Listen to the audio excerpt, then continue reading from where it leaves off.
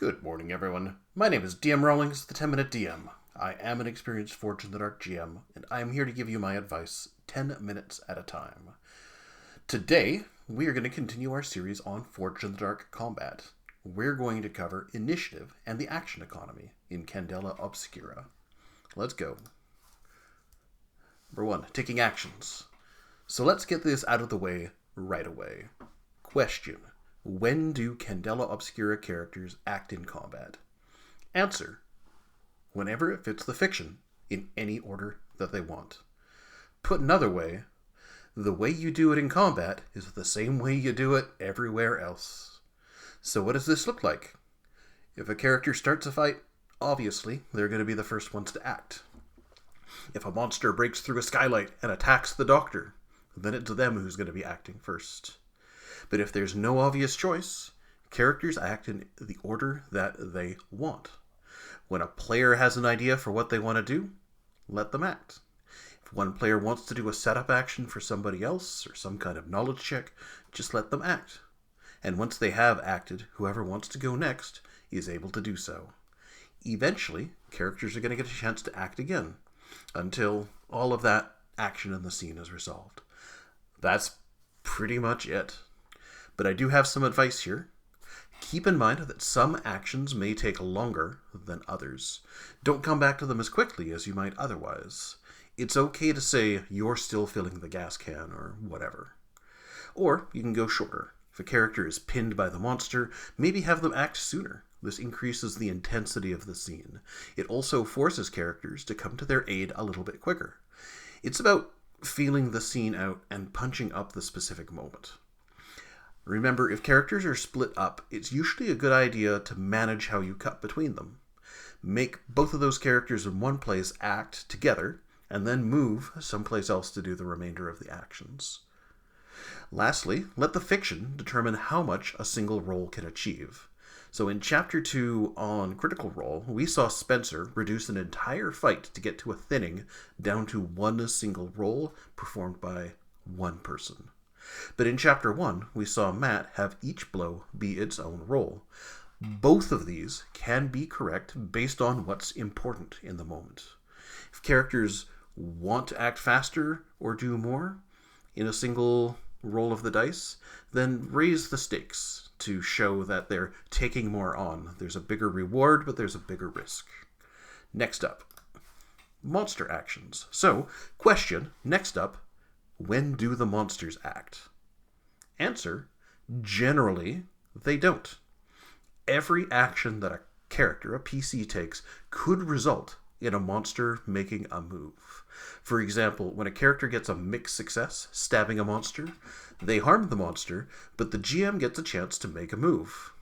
And when that happens, the GM can describe an action taken by a monster and the consequences of that action, whatever they may be, things like marks or other problems. That said, a GM can choose to make a move whenever the fiction demands it. So what does that look like? Here's an example. The specter lets out a low wail. You feel it rattling your mind. It's hard to concentrate. Describe how your character tries to push through this. In this situation, you're narrating what the creature is doing and then prompting the player to resist or counter with an action roll of their own. When might you do this? Well, when you introduce a new monster and you want to make a splash. When you want to push the action of a scene if things are going too slowly. When you want to show players how dangerous that monster is. Or maybe when a character puts themselves in a really precarious position. That's a great time to make a move. When you want to change the scene up in a meaningful way and shake things up. Or maybe you just want to pick this precise moment to crank up the tension. Lastly, when the players can't decide what to do under pressure, often it's a good idea to force them into a movement by making the monsters act. My advice in this case, be really strict about when you make an unprompted GM move. Instead, I recommend hitting them really, really hard when a player rolls a 1 to 5. These unprompted GM moves can sometimes feel arbitrary and unfun. So when you do them, keep the stakes a little bit lower and make the bad stuff a little bit less bad. Next up, I want to talk a little bit about wallflowering. when you're running Candela Obscura, especially during action scenes, combat, etc., make sure that everyone is getting involved in the scene. Some characters are going to be better at others than acting, and some players are going to be better at others than being proactive. It can be tricky playing Forge in the Dark games with players who are a little bit more passive, but with a little mindfulness on the GM's part and teaching, we can make sure that they're included more regularly, which is obviously what we want. A trick I've learned is to write down every character's name and then put a tick next to them whenever they act or whenever they meaningfully help in some way. If a character hasn't acted in a while, you're going to see it on that list. So shine the spotlight on them, ask the player to describe what they're doing in the moment, and let them interact with the scene. Maybe prompt them to act using a softer move, like indicate what's coming or show them the dangers. A couple of examples of that. The creature's chest and neck begin to glow red from within. Your character feels a wave of heat swell near it. What do you do? Or, it belches molten slag, which instantly burns through the table behind you. You can't help but think you'll be next. What now? The opposite is true too. If a character is just getting a lot done, it's okay to put on the brakes, to politely let them know that there's another character that hasn't acted yet.